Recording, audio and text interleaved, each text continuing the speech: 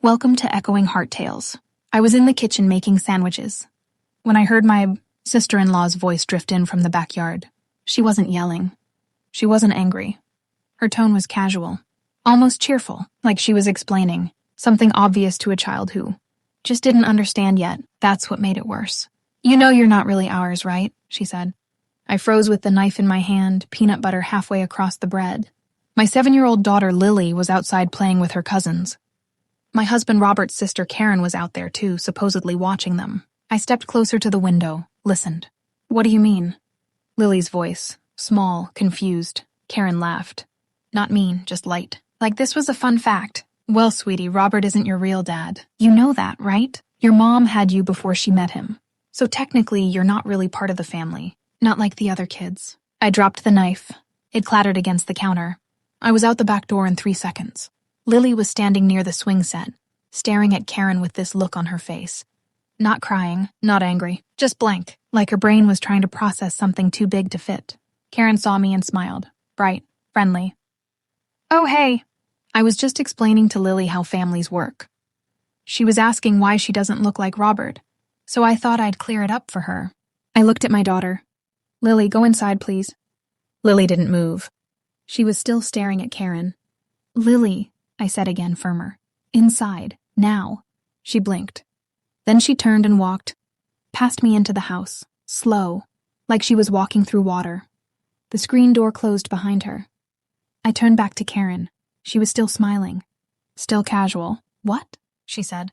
"I was just being honest. Kids deserve to know the truth." "You told my 7-year-old she's not part of this family," I said.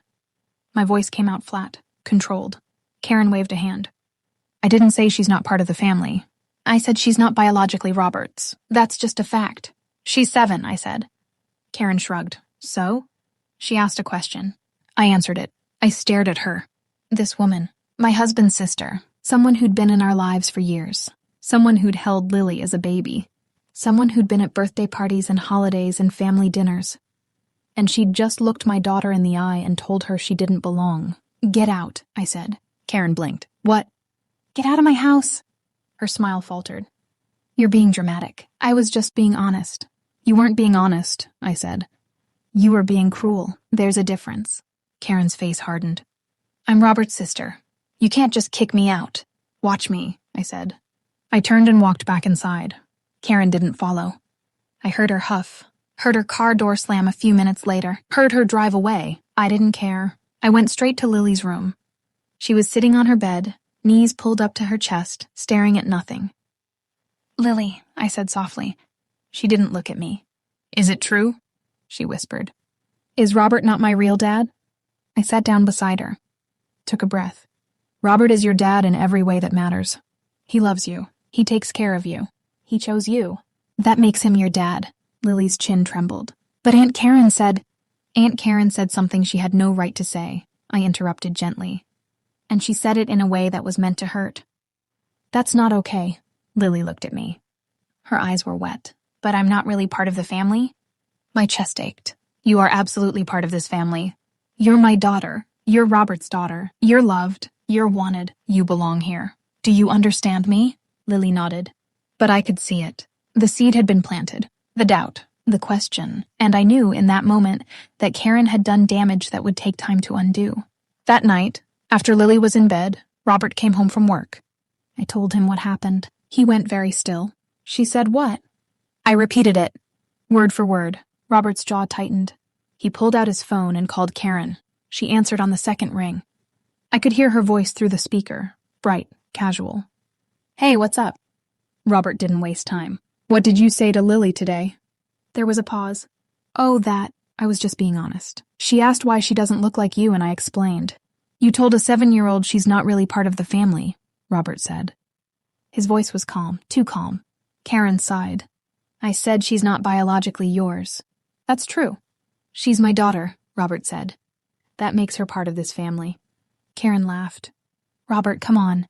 You adopted her. That's different." "No," Robert said. "It's not." "Look," Karen said. "I'm just saying there's a difference between real family and..." She paused. "And what?" Robert asked. His voice dropped lower. Karen hesitated. You know what I mean. Say it, Robert said.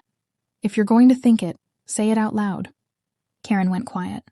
Then she said, fine, she's not blood. That's all I'm saying. It doesn't make her less loved, but it's just a fact. Robert was silent for a long moment. Don't contact us again, he said. Karen's tone shifted. What? You heard me. Don't call. Don't text. Don't show up. You're not welcome here anymore. Robert, you're being ridiculous. No, he said. I'm being a father, and you just showed me you don't respect that. So we're done. He hung up. Karen called back immediately. He declined it. She called again. He blocked her number. Then he looked at me. Is Lily okay? She's confused, I said. Hurt, Robert's shoulders sagged. I need to talk to her. Tomorrow, I said. Let her sleep. We'll both talk to her in the morning. He nodded, but I could see it in his face. The anger, the hurt, not for himself, for Lily. The next morning, we sat down with Lily at the kitchen table. Robert took her hand. Lily, I want you to listen to me, okay? Lily nodded. What Aunt Karen said yesterday was wrong. Not wrong because it's not true that I didn't know you when you were born, but wrong because of how she said it, and wrong because it made you feel like you don't belong. Lily's lip trembled. But you're not my real dad. Robert squeezed her hand gently. I am your real dad. I chose to be your dad. I wanted to be your dad. And every single day I wake up grateful that I get to be your dad. Do you understand? Lily's eyes filled with tears. But what if you change your mind? Robert's voice cracked just slightly. I won't, ever. You're my daughter. That's not something that changes. Lily threw her arms around him. He held her tight. I wiped my own eyes. A week later, Robert's mother called. I heard what happened with Karen, she said. I'm so sorry. Did Karen tell you? I asked. She did. She said you overreacted. I went quiet. Robert's mother sighed. I told her she was wrong.